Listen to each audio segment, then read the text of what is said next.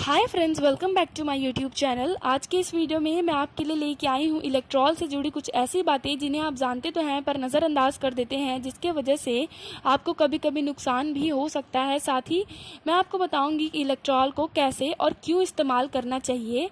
और आगे बढ़ने से पहले दोस्तों मैं आपको बता दूं कि वीडियो में बताई गई जितनी भी चीज़ें हैं, अगर आप इसे इस्तेमाल करते हैं तो एक बार अपने डॉक्टर से सलाह ज़रूर ले लें इस बारे में।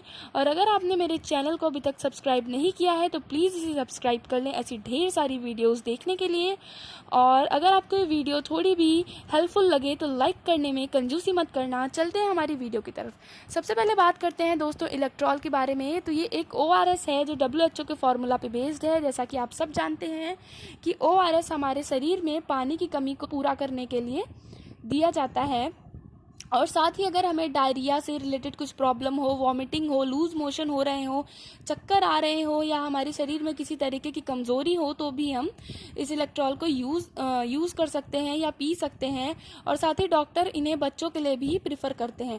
ये हमें किसी भी मेडिकल स्टोर पे बहुत ही आसानी से मिल जाता है और बहुत ही कम दामों में मिल जाता है। इसका प्राइस सिर्फ 19 रुपीज़ है और ये 21 ग्राम मिलता है फ्रेंड्स।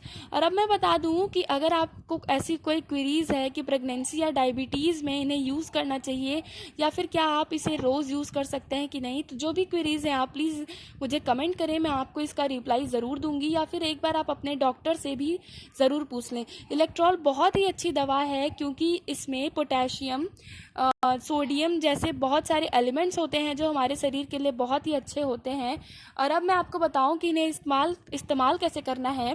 तो इसमें दिया हुआ है कि आप इसे 1 लीटर के बॉटल में डालें और इसमें पानी भर के इस पूरे शैसे को मिला के समय समय पर पीते रहें। पर अब मैं आपको इसमें एक और तरीका बताऊंगी। अगर आपको थोड़ा सा पीना है तो आप एक ग्लास लें, जैसे कि मैंने यहाँ पे लिया है।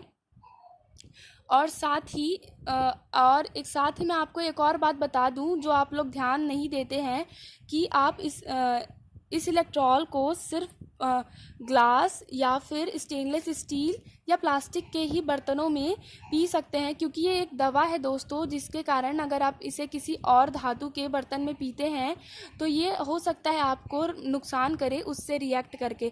तो यहाँ मैंने 2 चम्मच इलेक्ट्रॉल का लिया है एक प्लास्टिक के ग्लास में, आप देख सकते हैं। और मैंने हल्का गुनगुना पानी लिया है और इसे मैंने स्टर कर लिया है, मतलब थोड़ा सा चम्मच से हिला लिया है। और फिर मैं इसे थोड़ी देर बाद पी लूँगी, तुरंत मतलब 2 मिनट में मैं इसे पी लूँगी जैसे ही मैं ये वीडियो शूट करके कंप्लीट करती हूँ। तो अगर आपको ये वीडियो थोड़ी सी भी हेल्पफुल लगी हो दोस्तों तो प्लीज़ मेरे चैनल को सब्सक्राइब करें, इस वीडियो को लाइक करें। और अगर आपको कोई भी प्रॉब्लम है या आप कुछ और जानना चाहते हैं तो आप मुझे कमेंट करके ज़रूर बताएं और मैं मदद कोशिश करूँगी कि मैं आपकी मदद कर सकूँ इस बारे में। Thank you so much for watching my videos.